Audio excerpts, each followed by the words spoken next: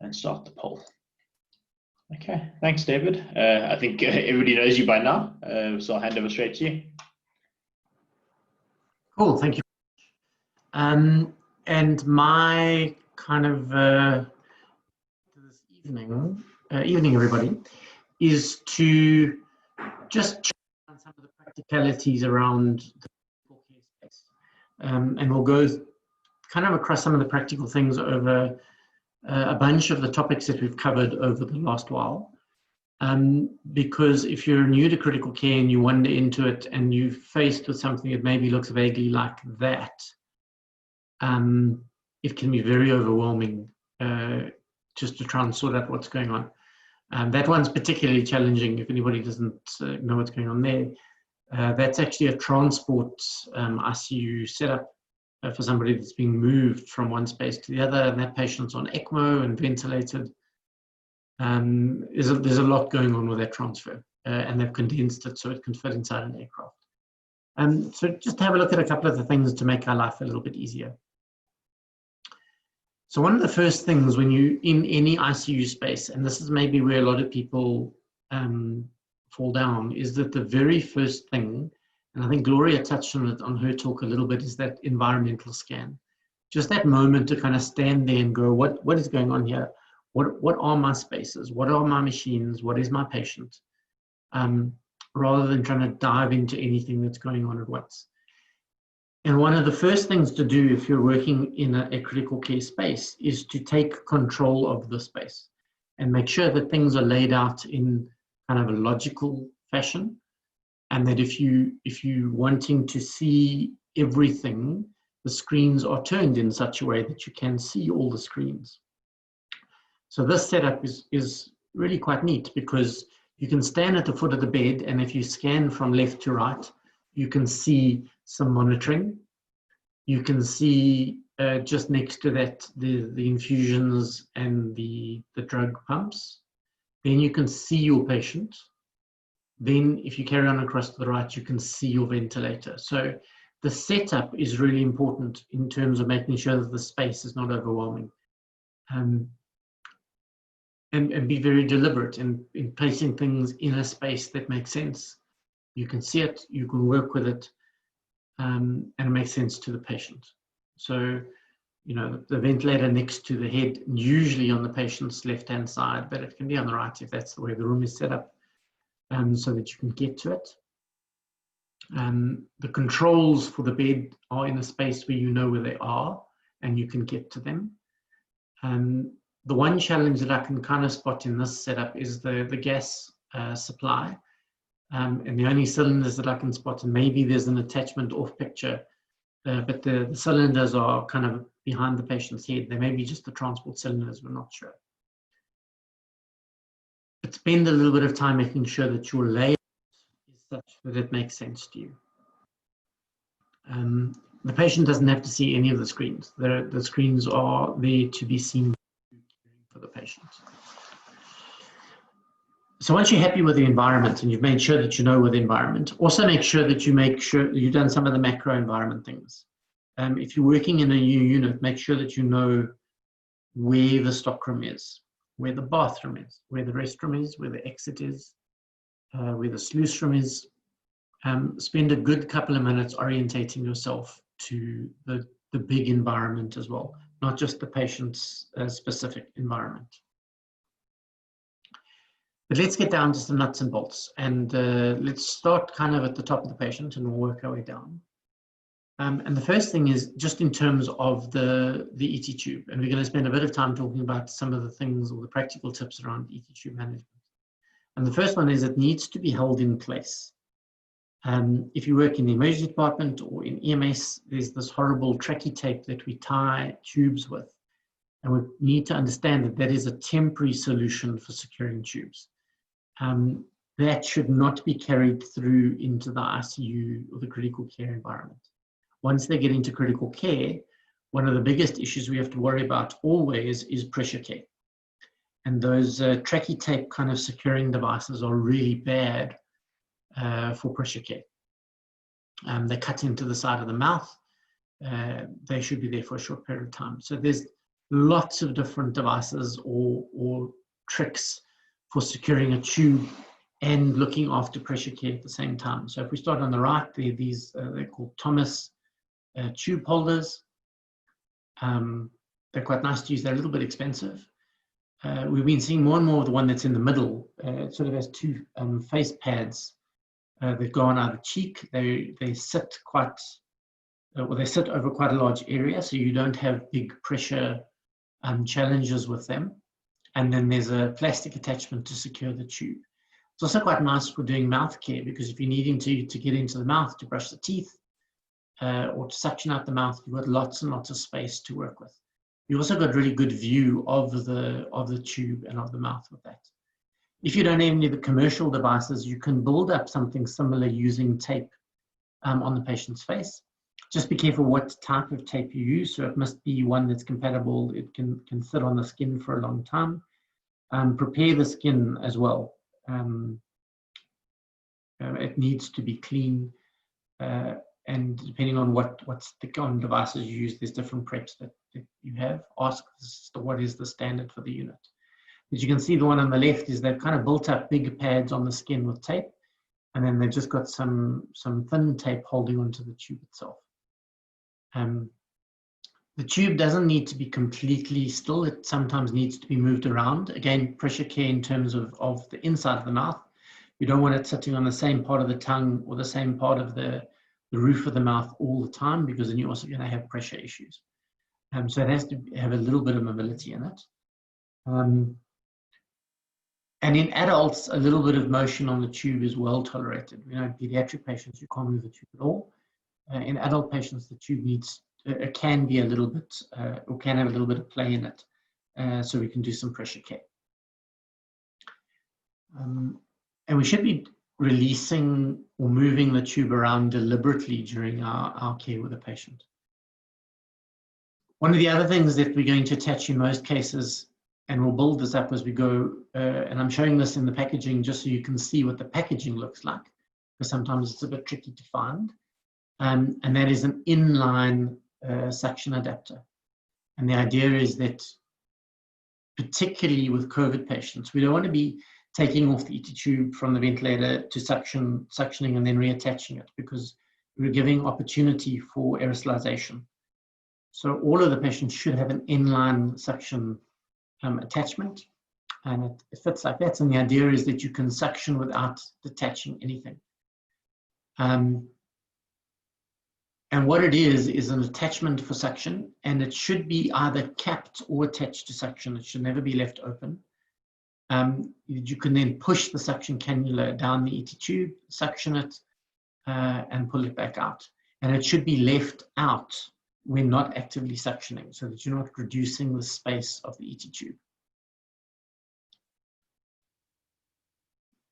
The other thing that you're going to attach to an ET tube should be an end-tidal CO2 adapter. And there's two types. They talk about inline or mainstream end-tidal CO2 and side stream end-tidal CO2. And it's about how it gets measured. So these two are examples of side stream end-tidal CO2. What that means is that it takes off a sample to the side, and it actually feeds the sample into the monitoring device, and it gets analyzed inside the monitoring device. A mainstream end-tidal CO2 is a device that would fit onto, or an adapter that would fit into the same place, but the sampling or the measurement happens inside the ET tube. It often looks like a light fitted around. I think there's some images coming up in a bit. A white light that goes or shines across the ET tube. And that does its calculation inside the tube.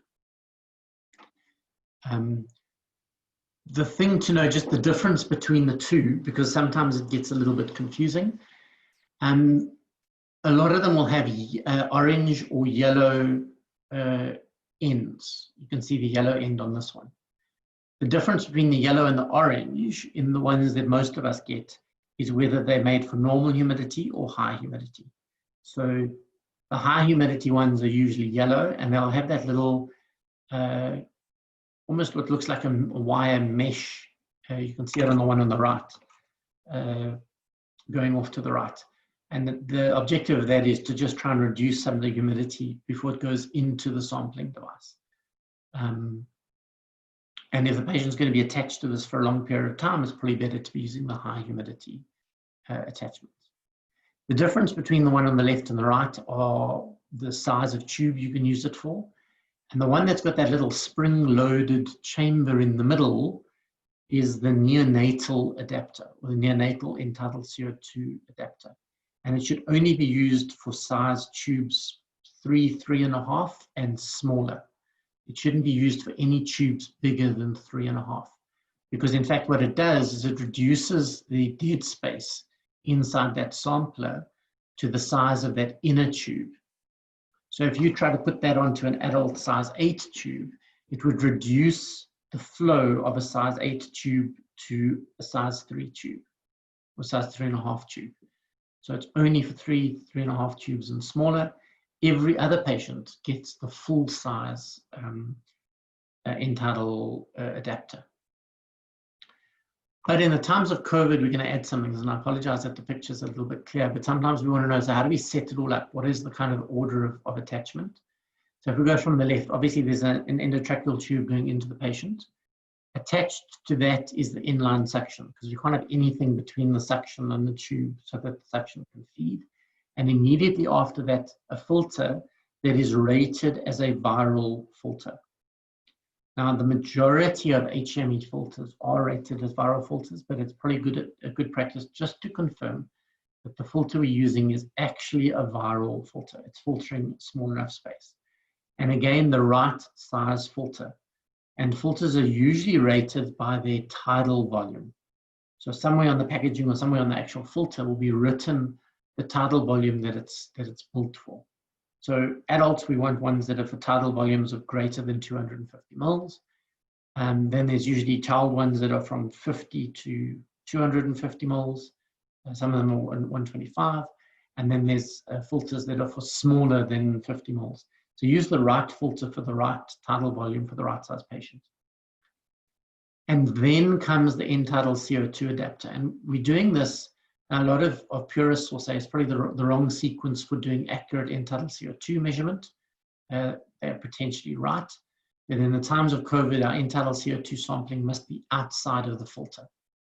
When we head back to the days of no COVID and we're happy, we may go back to putting the entitled CO2 on the other side of the filter so that the reading's a bit more accurate. But for now, entitled CO2 samplers on the outside of the filter. And this is so that whatever comes into the sampling machine is filtered. Then we can attach onto the ventilator circuit. And some people are even advocating that on the vent circuit, on the expiratory limb, so on the expiratory tube, before it goes into the ventilator, we can add an additional filter. Maybe a bit of overkill, but in some settings it's considered standard practice. So I'm not going to say yes or no. Do what is the correct technique for the setting that you're working in. You don't obviously need to add a filter to the inspiratory leg, but certainly it can be added to the expiratory limb. Then the one big challenge comes is when we're changing, so we're connecting a different ventilator, we've moved the patient from one space to the other, and we're changing over ventilators. There's a big risk that we can do two things. And the first one is that as soon as you detach the ventilator and the patient blows out, it's usually quite a high flow coming through the tube, and the risk of aerosolization is very significant. The other one is that as soon as you detach a ventilator, you lose all of your PEEP that you've built up. So what we suggest that you do when you're changing tubes from one device to another is you just clamp the tube. So when you're ready to change devices, clamp the tube, switch the ventilator off, because there's also a chance that whatever has been blowing into that ventilator attachment may also aerosolize. Switch the ventilator off, then you can detach it, quickly reattach the new ventilator, start ventilating, and take the clamp off. This will serve to both maintain the PEEP that we've managed to build up, and not aerosolize as much as we would if we just changed the tubes rapidly. So just a big clamp on the tube. And you may find that depending on what type of ET tube you have, when you take the clamp off, you may just quickly need to squeeze the tube just back into shape. So if it's been flattened, just so that it sort of restores its shape, depending on the make of the tube. But that's certainly good practice in any COVID ward. Roger took us through the other day a couple of things around sort of the approach to oxygen, and there's a couple of practical tips here around nasal cannulas. And the first one is that the normal nasal cannula, as in the top left-hand picture, is designed for normal flows of oxygen. So when he spoke about high flow nasal, he wasn't talking about that device for high flow. In some settings, they will, around intubation, blow high flow through that nasal cannula. I'd suggest that in the times of COVID, that's not great practice to put high flows through that, because that will certainly cause an aerosolization. High flow nasal cannulas look different, and I'll show that to you in a little bit. Those normal nasal cannulas designed for normal flows, so maybe up to 4, possibly 5 liters at a time. And ideally, you should be having a mask, a surgical mask over the patient's face, even if you're doing normal nasal oxygenation, just to limit what is being blown around. There was an interesting conversation that came the other day in terms of making yourself a little bit safer, and somebody suggested, well, maybe I'm just going to stand behind the patient, especially when I'm auscultating the chest, to make it a little bit safer. And if you think about a surgical mask, the gas escape, or the aerosolization escape, is actually going to be towards the back, because that's where the openings are. So in fact, if your patient's got a surgical mask on, the safest space is in fact in front of the patient. So put a mask on in front of the patient as much as because that's safer. And then my last comment is some of these nasal cannulas also have the ability to end tidal. So it's an oxygen delivery device, but they also have a limb that can be attached to end-tidal CO2. Just be aware that in a lot of them, it means that it's supplying oxygen only through one nostril. And in fact, in some of them, the oxygen is supplied, let's see my little mouse, yeah, oxygen is supplied through little holes over here, and both of the probes are CO2 sampling, sometimes the other way around. The probes are oxygen supplying, and there's little holes here for CO2 sampling. Just be aware of those, because those you certainly can't do any higher flows of oxygen through, because it's physically reduced the amount of space that you can blow oxygen through. So if you're wanting to go higher flows with nasal cannulas, you have to use the plain, simple nasal cannulas, not the ones that are also for CO2 sampling. They're very limited. Are there any questions so far? I haven't got my comments bar illuminated. Chris, you'll let me know. Yeah, we'll do, Dave. Cool. Let's just move into sort of some of the setups that you can walk into from an infusion perspective, and some of the things to make life easier. And what you'll see that this team was reasonably good at was labeling. So it is good practice that the bags are labeled with the medication that is in them and the concentration. This team also labels the tubes, so that if you're swapping medications around, you know what tube is what. And also sometimes when you're tracing tubes down to infusion pumps, having a label on them might make it a little bit easier. As you can see, this patient is on a significant number of infusions. And I would certainly be wanting to know what the infusion rates are to calculate what the total volume being given to the patient is, if he's volume sensitive. And also just to make sure, because sometimes we end up building these elaborate constructions of connections. And now we have to really focus, because if all our taps aren't lined up the right way, what we may end up doing is pushing one medication into another medication's line rather than into the patient. So always be comfortable that you know which tap goes which way, because some of them operate differently. So you actually have to just take a moment to read the tap and make sure that you know which way around it has to be turned, to make sure that what you want open is open and what you want closed is closed. The other thing that can happen is if you have multiple infusions, very often we forget about the fact that all these infusions are running really, really slowly, and there may not be anything actually taking the medication through to the patient. So what you would want is, together with all of your infusions, so let's say that all of these lines coming in from the top are different medications. What you would probably want is that your maintenance fluid, your Mentalite, your whatever you're using as a maintenance infusion, is coming from the back and just serving as a bit of a bus to carry all of those medications through. Because otherwise we do all sorts of strange things by changing doses of these different lines and then wondering why I'm not seeing the effect straight away. We've built such a big construction here that if I change, I think this one says dobutamine on it. If I change the flow of dobutamine, it can do two things. One, if this then becomes the significant fluid, or the fluid flowing at the greatest rate, it's going to change the rate that the other medications deliver at. And two, you're not going to see the effect for a significant amount of time, depending how long this line is before it gets to the patient. Whereas if you have a constant maintenance fluid running through this whole thing, as soon as you change any of your infusions, the net result will be at the patient sooner, and you'll see the results sooner. So if you find yourself in a position like this where you've built what I call a construction, just make sure that you've got maintenance fluid pushing in from the back. Ideally, you shouldn't be having this number of infusions attached like this.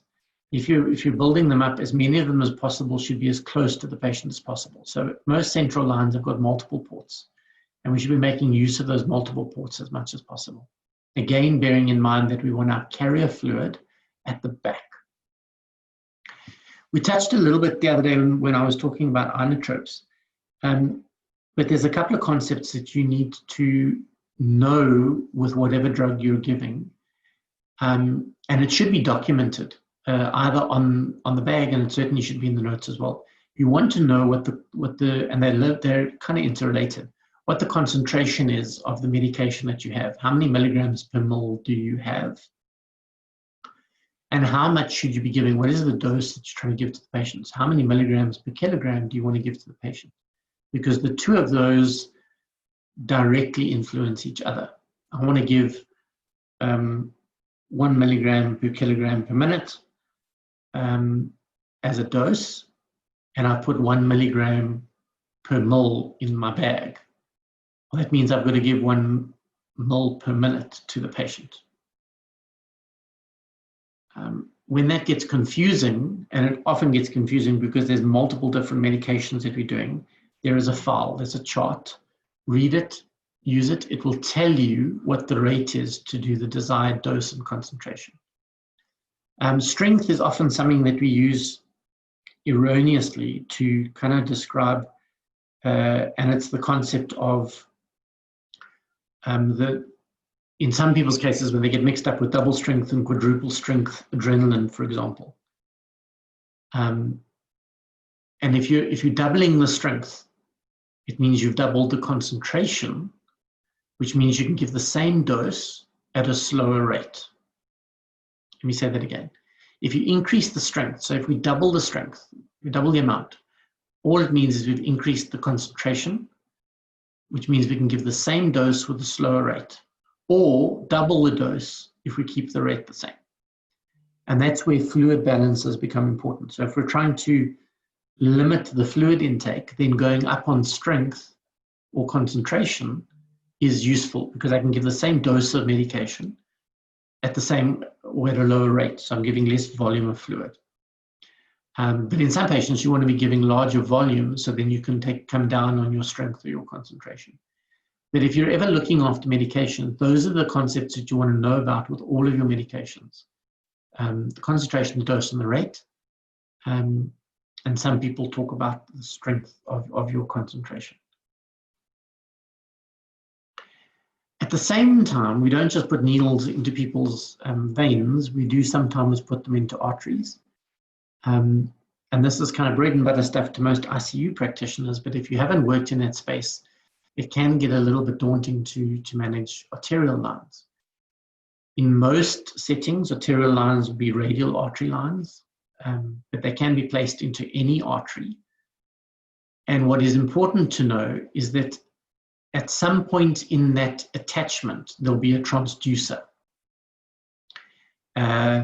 And most of our ICU sisters will build them together in what they call a bridge.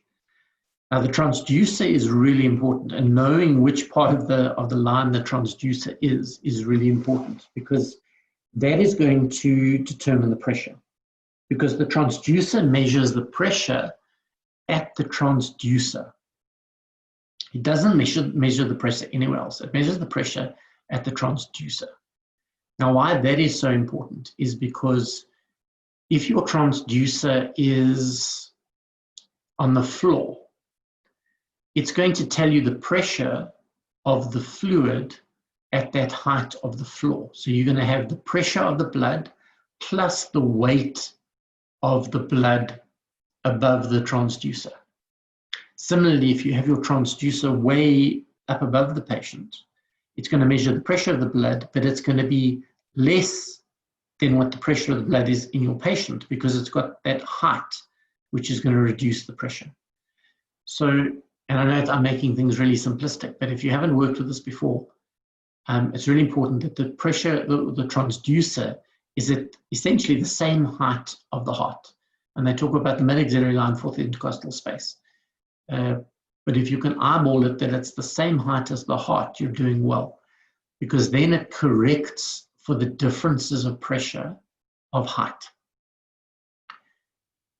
And that's why the transducers are usually attached to a pole. In some settings, they strap it to the patient's shoulder, although depending on your patient, it's going to change the pressure. So pole, and then confirming that it's at the same height, intercostal space, is quite important. It also, the transducer will be attached to a pressure bag, and the pressure bag is there so that when you need to, you can flush the line. What you don't want is clotting, you don't want air, and flushing the line from time to time is quite an important concept, just in terms of keeping it pressure neutral. Also, because A-lines we usually use to take arterial samples from. So somewhere there'll be a sampling port. It's actually usually really close to the transducer. So what you can do is you can draw out all of the fluid out of the line and then take an arterial sample, and then you can flush that line again, because you don't want blood sitting inside an arterial line. You actually want that heparinized saline to be filling the line all the time so that it doesn't clot. And you'll have a control. Sometimes it's they've got in the picture here a screwable flush valve. In some of them, they've got what looks like a little rubber nipple that sticks out that you pull on, and that opens that valve, and it allows that pressurized, heparinized saline to flush through the line and keep it clear. You certainly want any air out of that line. Any air will definitely give you a false reading. And you should keep that bag pressurized to a pressure greater than what you think the arterial pressure is. So that as soon as you open the valve, that flow flows from the pressure bag into the patient. If it's lower and you open the valve, all that you're going to do is you're going to bleed the patient and remove blood from an artery, which is maybe not great. There is a process in arterial line monitoring where you zero the line. And the idea behind zeroing is that you want to check that the pressure transducer is accurate. And what you would do to do that is close or clamp the line to the patient and close the line to the pressure bag. In other words, so the pressure at the transducer is 0. And then you tell the monitor, right, zero it, so that it knows that it now is at 0 pressure. And then when you open up your clamps and your valve, if you just open up your clamps to the patient, it should then give you a good pressure reading to the patient. And that's practice that you should probably do probably twice a shift, just to make sure that the line is zeroed, that your reading is accurate all the time. No questions about A-lines? Awesome. The next thing that I want to just talk about quickly from a practical perspective is that if you're working in a critical care environment, you have to be able to recognize the most common ECGs quickly without needing to refer to a textbook. So there's the couple that you have to know about are ventricular fibrillation and ventricular tachycardia, because there's no time to wait. There's no excuse to say, well, I have to wait for the intensivist so that he can tell me what to do for this rhythm. This is a rhythm that anybody working in critical care will fix on their own. And I'm not going to make assumptions that people don't know what this is. This is ventricular fibrillation. This is a heart that is quivering, it's not beating, and if you don't fix it, the chance of survival goes down by 10% with every 60 seconds you delay in defibrillation. This should be automatic, that if you see a rhythm like this, after checking that the patient's actually in ventricular fibrillation, and what I mean by that is maybe just checking that there's no pulse and that the ECG is actually attached, that we immediately just defibrillate the patient, either be it through paddles like this or through pads. Most settings now, from a safety perspective, are moving to stick-on pads, like old AED pads, that you would just attach to the patient, charge to, and it depends on the machine that you have, charge to the energy setting of the machine. If you don't know what the recommended energy of the machine is, charge to the maximum and defibrillate the patient. The quicker this is done, the greater the chance of success. Just in terms of pad or paddle placement, remember that they need to be as far apart as possible. You need to have the heart between the two paddles. So I'm going to suggest that this particular picture could be better, in that the guy's right hand could be further or lower around on the chest to make sure that the heart's actually between the two paddles. Obviously, the right-hand one, what's called the apex pedal, has to be over some bones because there's ribs there. But the pad or the pedal that's up on the left, or the sternal one, should not be over the sternum, and it should be just below the clavicle, so that there's not big bones to impede the conduction, but far apart. If you're using pedals, please remember to use gel. No matter how rushed you are, it's more likely to be successful if you're using gel. It is a good idea if you're using pedals to also just exert a little bit of pressure onto the chest when you're doing it, and that just reduces the resistance. Again, makes the shock a little bit more effective. If you're using pads, please don't put your hands on the pads when you're defibrillating. The other thing is just make sure that you're not going to shock anybody else when this is happening. So a lot of people will use a little mantra like, I'm clear, you're clear, we're all clear, and then shock. Probably the most important is that the person that's pushing those shock buttons does a physical inspection around them and just looks that nobody's actively touching the patient. At the same time, we don't have to completely panic. We don't have to chase everybody 3 meters away and get anxious about it. The only times that people have had weird happenings with defibs is usually when they were doing something stupid, when they deliberately put a defib pedal on either side of their leg and then shocked themselves. But in cases, even if somebody was accidentally touching a hand or a foot, often very minimal effects. But just a quick pause of a second or two, just to go really clear, don't touch the patient, I'm going to shock. And to reduce oxygen around the patient when you're defibrillating is probably a good idea. Now, we have a small challenge in COVID in that we definitely don't want to be disconnecting a bag valve mask from an ET tube every time you shock. I would suggest that the bag stays on the ET tube during the defibrillation, and the bag is either put down, or the person can actually hold on to the bag. A plastic bag will not conduct any energy.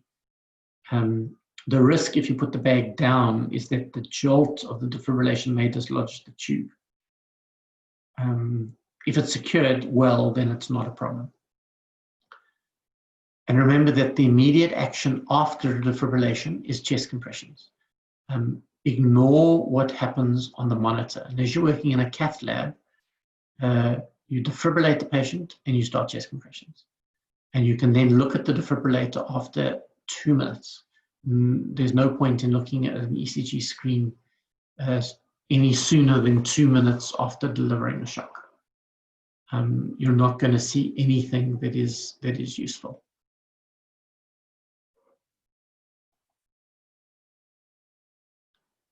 Okay, I'm going to come back to that question at the end. I see there's one in the chat, but I'll come back to that one because it's quite cool. Are we happy with defibrillation? It's one of the best life-saving techniques around if it is done quickly. The most tragic comment that I've heard on a number of kind of investigations is, well, we didn't defibrillate because we didn't know if that's what the doctor would have wanted or the intensivist would have wanted. I'll promise you that every time a patient's in a shockable rhythm, the only option is to defibrillate it. And if you're working in critical care, you must be able to do that. I want to move on a little bit to the ventilation side. And again, Roger started us the other evening talking about non-invasive ventilation as kind of the next step in the strategy if all the other techniques don't work. And these tend to look quite exciting because a full non-invasive mask is a full face mask that's strapped to the face.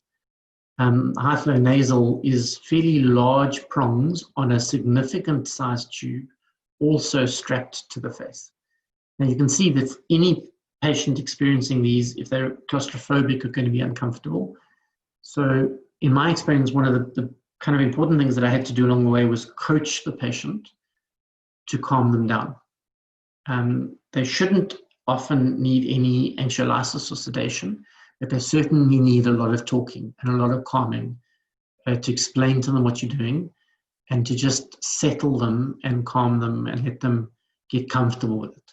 With most of these devices, you're going to start with a low flow just to let them get used to it and then increase the flow until you're getting to where you want from a therapy perspective. I'm just going to stop sharing my screen just for one moment just so I can change my pictures.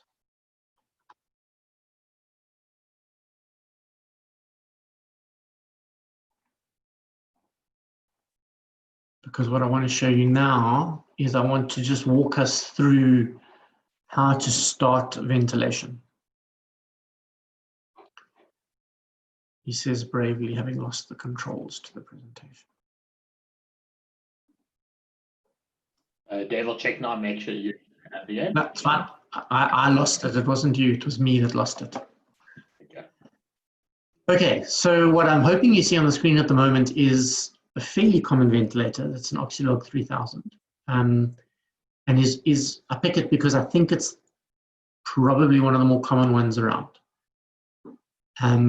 If you're looking for this, if you just Google Draeger ventilator simulator, you can get to this. And I would suggest that it's a really good place to go and play. Because if you want to just play with settings, which is always a good thing to do, you'll see that this is an interactive ventilator. I can change the dials. What I'm going to do to start off is I'm going to turn my dials to 0 just to show you. And then we're going to walk through just kind of setting up to start ventilation. So if we turn it on, all of them will go through a self-check just to make sure. And then because most ventilators are quite sensitive in terms of their pressure monitoring, it's going to ask you what type of hose are we using. Oh, I didn't want to do that. I'll turn them off again. It's going to ask us what type of hose. What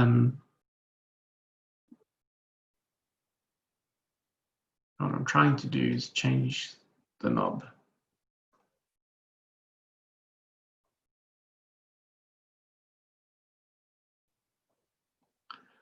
So you could scroll down between the reusable and disposable. I'm going to go with the disposable, and then if you push on it, it will take you to the settings. So this particular one is set up that at the moment it's on the CPAP, so spontaneous breathing, just pressure support. Obviously, if I change things like tidal volume, it's not going to change anything because we're not in a ventilatory mode. We're in a pressure support mode. As rate won't help us at all. If you see when I change this one, this changes an alarm bar or a maximum pressure bar. So this is a sort of an upper limit. It won't let me go any higher than that. But I can manipulate those, the FiO2. So I can decide what is the inspired oxygen percentage that I want. And what's nice about this particular ventilator is I'm setting it here, and I can see it sort of says 80, but the machine is actually telling me what it's really going to deliver. And you can see it's up to 79%, which is close enough. I can change the PEEP, so if I click on the dial, it's not letting me change. I want to work out how to go up and down.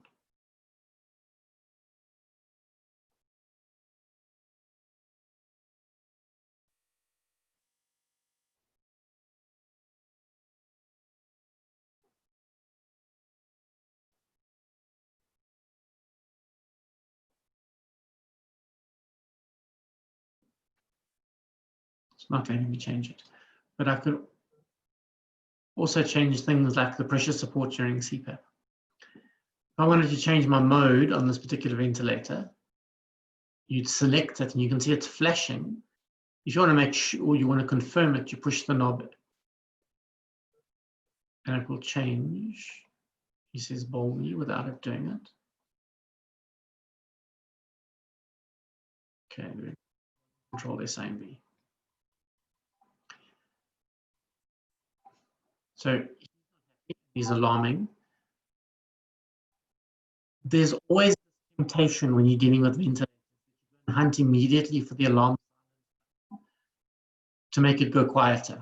And that's pretty bad practice. Before you go for an alarm silence button, what you should first be doing is reading the alarm and correcting it. So at the moment, its minute volume is low. Well, that's probably because I've set the minute volume at 50. If I set the minute volume, and remember, I'm on a volume controlled setting here. So I set the minute volume to the volume that I want. So I'm going to go for 500. And I'm going to give it a rate so that it can actually start ventilating nicely.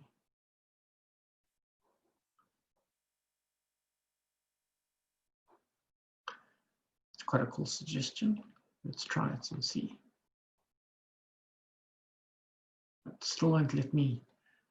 I think it's an operator. Oh, it did something. There we go. It was an operator error. I apologize. Okay, so now just quickly, so we've set ourselves a volume because we're in a volume control mode, and we set ourselves a rate. So the thing to always remember is that if you set volume, you need to check pressure. So I'm giving this patient volumes of 500. I want to know that I'm not giving him too much pressure. So the one is that you can kind of look at it here and look, kind of eyeball it on the graph, which is maybe not great. What's nice about this one is that you can actually change what it gives you in this top row. There's a button over here that says values. And if I click on it, it will start giving me things like, so what is the actual exact rate that I've set? And what is the expired tidal volume? I'm setting an inspired or inspiratory volume. It's going to give me an expired volume. If I put it on it again, it tells me what my PEEP is set at. It tells me what my mean pressure is. It tells me what my peak inspiratory pressure is.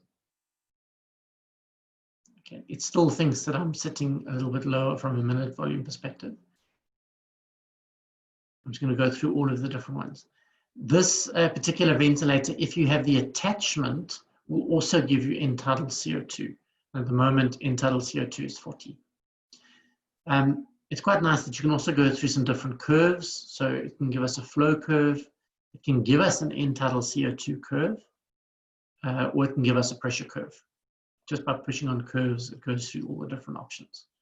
So quite nice from a giving you feedback perspective. You can also give it to us as numbers.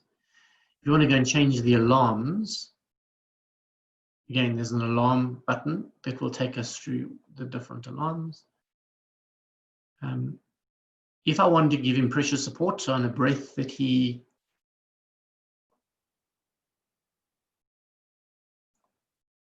My operator error is going well again. There we go. So for breaths that the patient's going to take on his own, I can go and select the pressure support, select it, and then I can go and dial in some pressure support for the spontaneous breaths that the patient may take. And then with most ventilators, you have to click to confirm whatever your input has been. On this particular one, it's with the dial.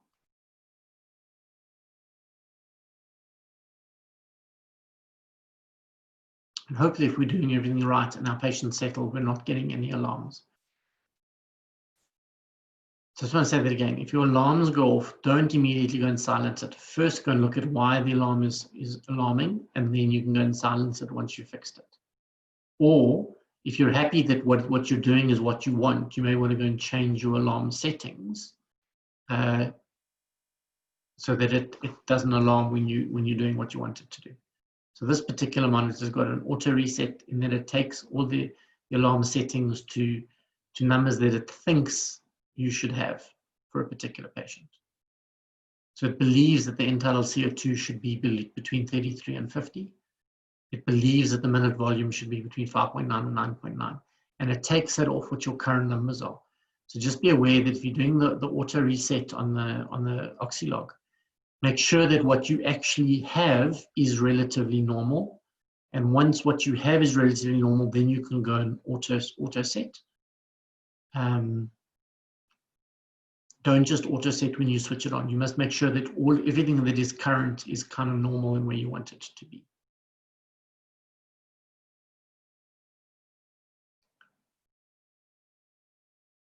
Cool. Are there any questions about the Draeger specifically? Go back to CPAP and see if this will let me change things.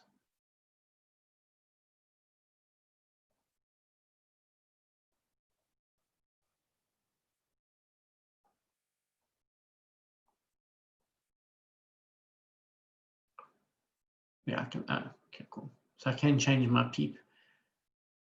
This one, when you're in CPAP, wants you to confirm if you definitely want to give PEEPs above 10. So again, if you click on it, it'll say yes for sure. I definitely want to go higher than that.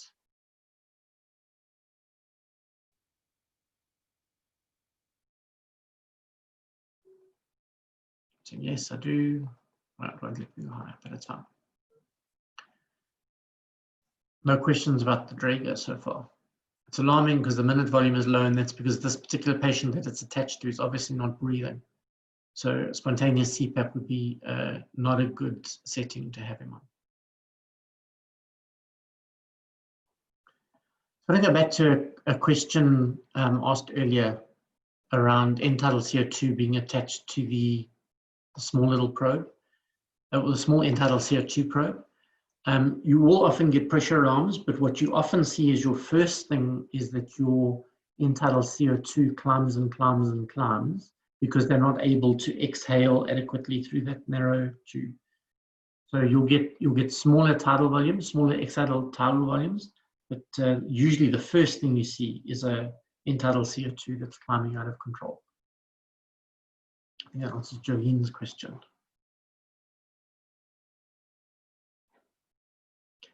I just want to add that similar to this simulator, which is available for the Draeger one, the Hamilton website has also got some really good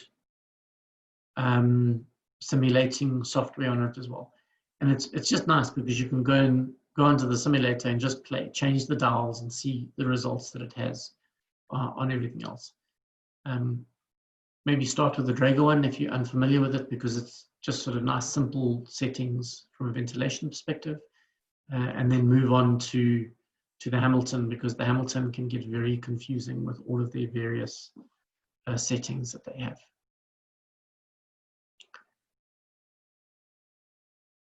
And that's me for 45 minutes. Are there any questions for what we've spoken about? It was just a couple of practical pearls, a couple of things that I think are really important that anybody functioning in a critical care space should know and be aware of.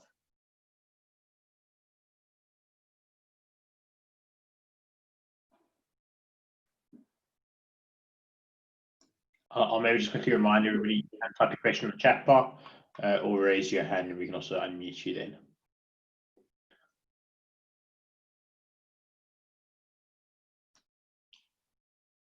I'm also worried that potentially I put everybody to sleep.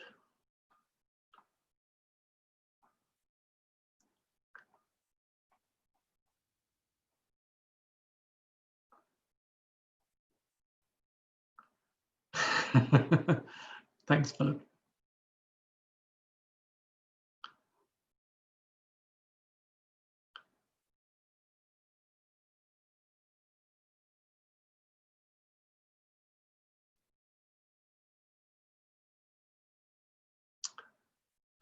So let me go back to that image quickly.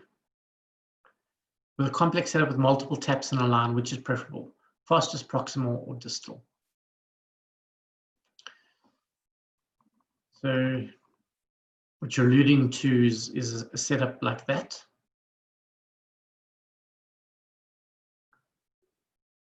So the risk of having your fastest proximal is if your fastest is proximal, whatever is happening here is going to, I wouldn't say it's going to be delayed, but your changes in these is not going to be noted in the patient. So if your adrenaline is way back here, and then your fast flow is at the front, you may not see the change as quickly as you like it. Your fastest flow, your maintenance should be your fastest. Flowing through the line, whatever these are bringing to the party are going to be into the patient straight off. So I would put my fastest flow, which should be my maintenance, at the back, so that it's functioning as a carrier to all of my medications.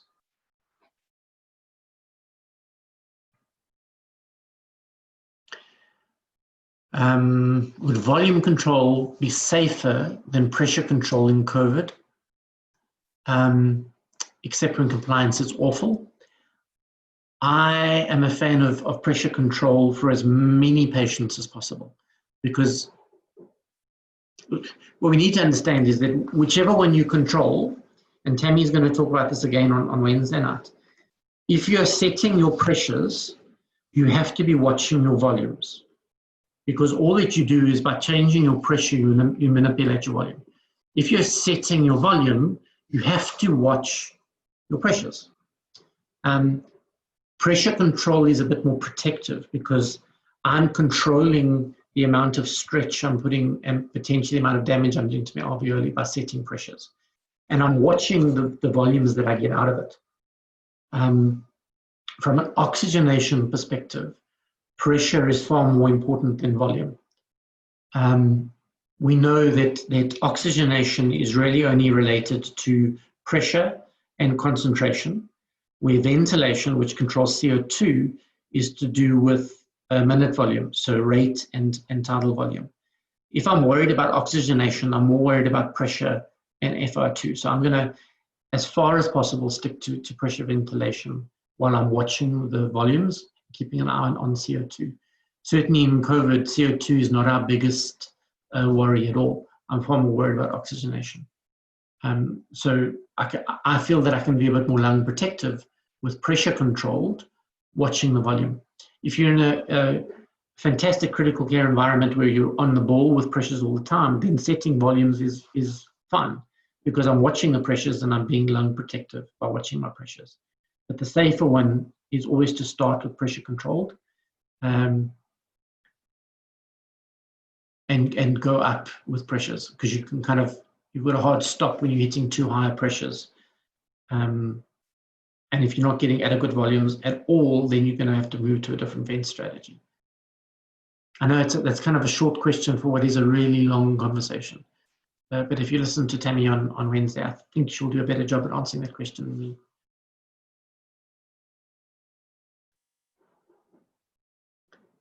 I saw somebody raised their hand.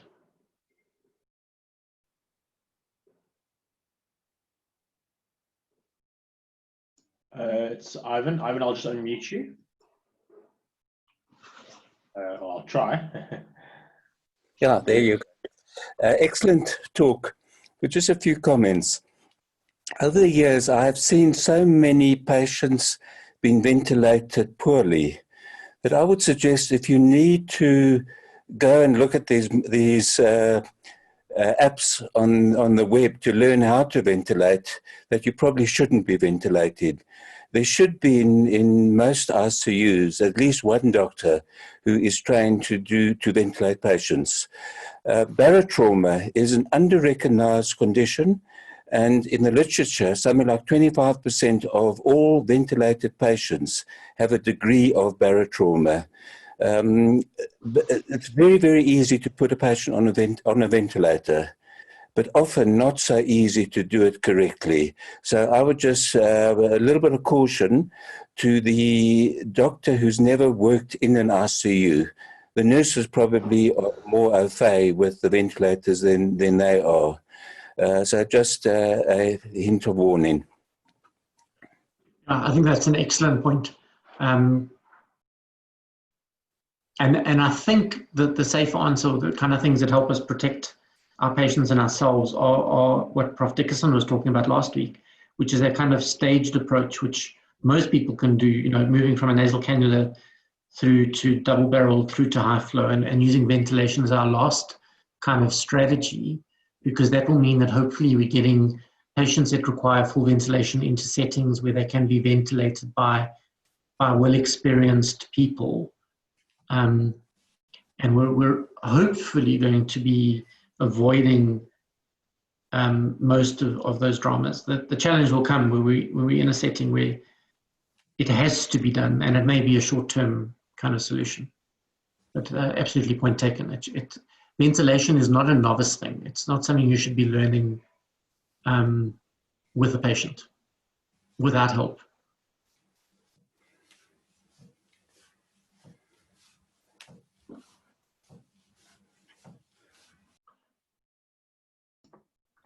Cool. Yeah. Another question: with ventilator shortage and usage of Boyle's machine ICU, any specific considerations? So you need to be familiar with the Boyle's machine. Is the simple answer. And that I know there's lots of strange things that have been seen across the world from the vent shortage perspective. People have been working plans where they can attach 6 people to one ventilator, which is fantastic as long as the lung compliance of all 6 patients is the same.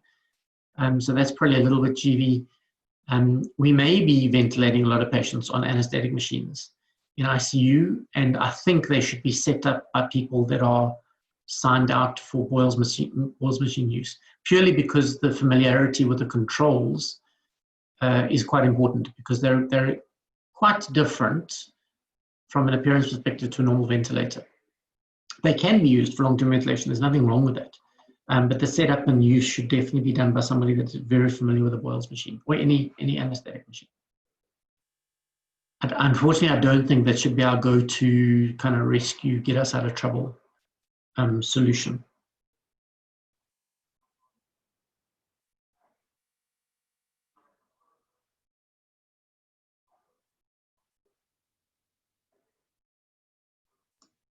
Thanks so much, Dave. I think we're just about going on 7 o'clock. And I see there's a question about tomorrow's talk, so I'm about to raise that now. Tomorrow's session is I see. Is it a repeat of your session, Dave? Is that correct?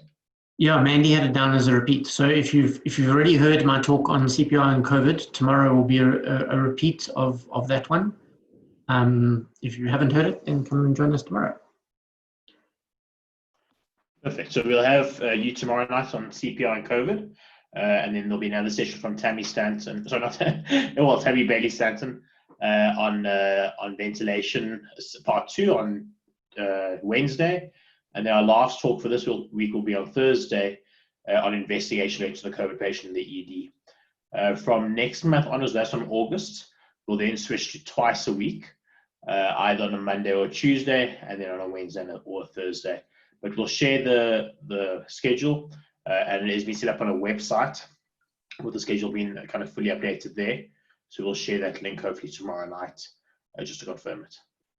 But otherwise, thank you very much, Dave, for another great talk and very practical as well. Some good hands-on tips and advice. And thank you everybody for joining us. Mandy, anything from your side?